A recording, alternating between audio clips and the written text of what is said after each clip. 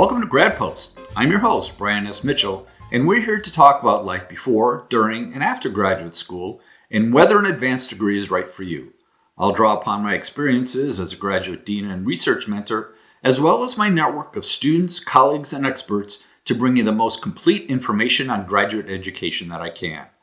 I promise periodic updates on some of my previous topics, and enough has happened in the international graduate education space to warrant touching on some recent developments. Today, we'll talk about how policy is impacting graduate enrollment and career options for international graduate students, and what's happening in other parts of the world that could impact graduate education here in the United States. Let's start with how the tightening of non-immigrant visas for international students is affecting enrollment. We've touched on this topic multiple times before, but the situation is very fluid. We won't have official graduate enrollment numbers until the Council of Graduate Schools releases their data in December, but early indicators are not good for international enrollments. A recent article in University World News reported that interest from prospective international students for obtaining a master's degree in the United States fell by 61% since the beginning of 2025.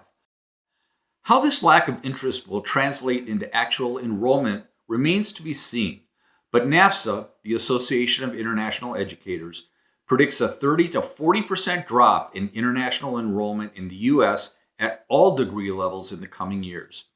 As I mentioned back in episode 39 earlier this year, F1 visa issuances have dropped 22% from the same time period in 2024.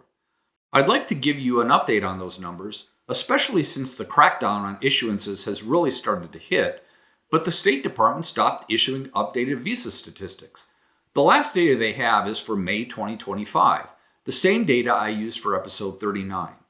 In her recent newsletter, Latitudes, Karen Fisher of the Chronicle of Higher Education gave some data points on international student arrivals so far.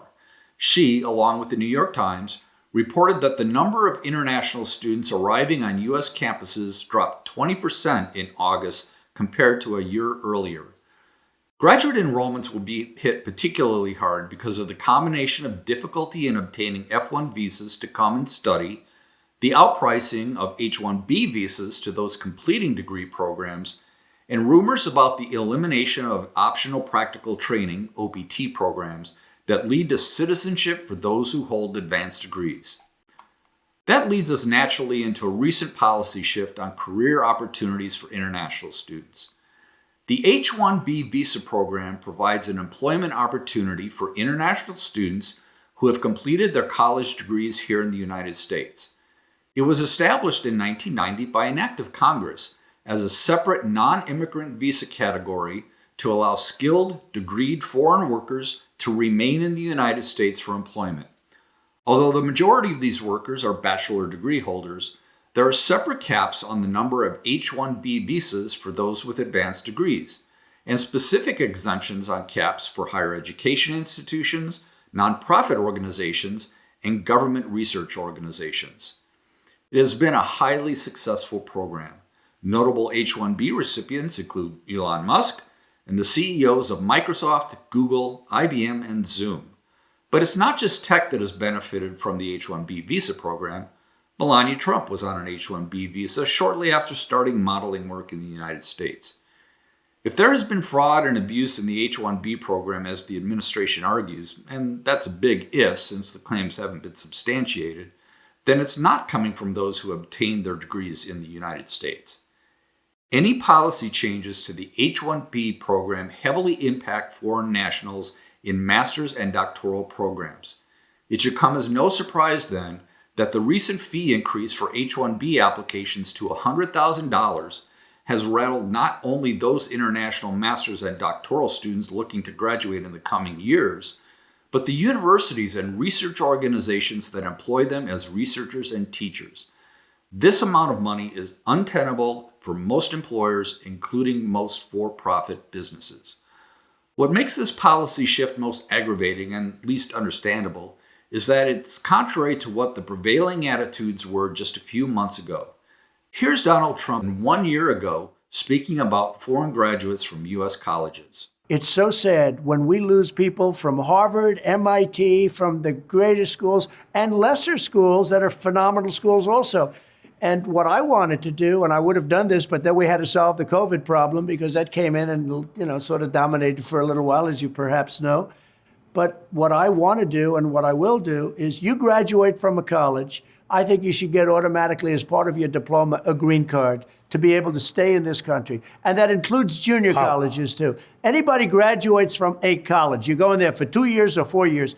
If you graduate or you get a doctorate degree from a college, you should be able to stay in this country. And you know more stories than I do, but I know of stories where people graduated from a top college or from a college and they desperately wanted to stay here. They had a plan for a company, a concept, and they can't. They go back to India, they go back to China, they do the same basic company in those places, and they become multi-billionaires employing thousands and thousands of people, and it could have been done here.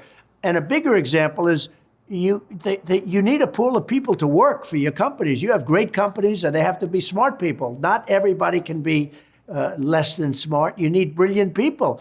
And we force the brilliant people, the people that graduate from college, the people that are number one in their class from the best colleges, you have to be able to recruit these people and keep the people. It was such a big deal. Somebody graduates at the top of the class. They can't even make a deal with the company because they don't think they're going to be able to stay in the country. That is going to end on day one. How did we get from a green card for all foreign graduates to charging them $100,000 to contribute to the economic growth of our country?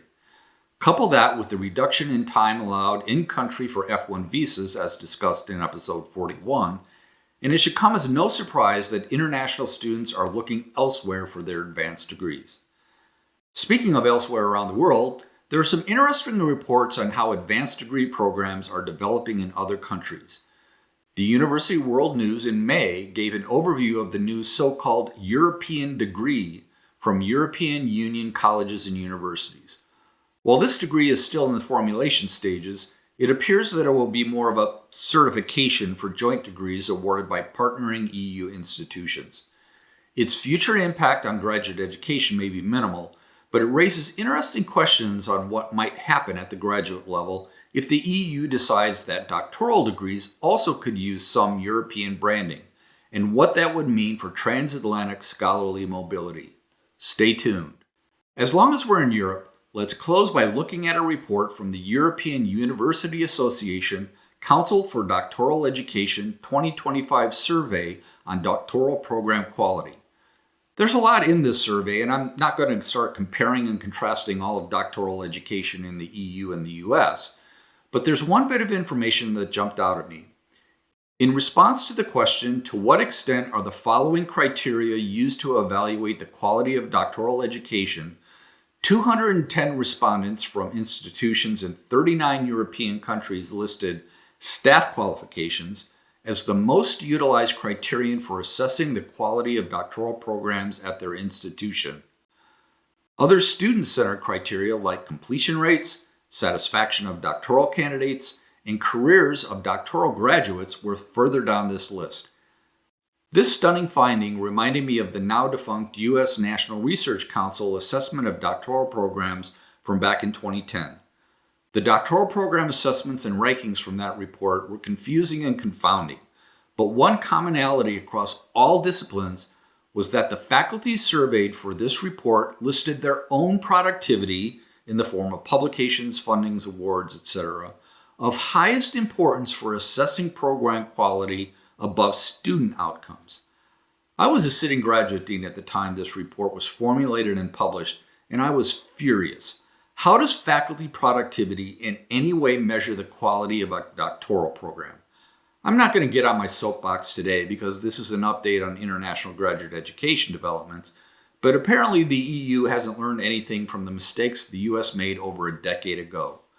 My point about this EU report is that staff qualifications is not an outcome of a degree program. Completion rates, student satisfaction, and career successes are. If doctoral programs are ever to move away from the pure reputational rankings, this focus on faculty star power has to stop. Look for a separate podcast on this topic in the future. Those are the updates for now. Thank you for joining me today. All of the links provided in my podcast can be found in the transcripts available on my website at Grad-post.com. That's GRAD-POST. There, you'll find additional information and resources to help you make every degree count.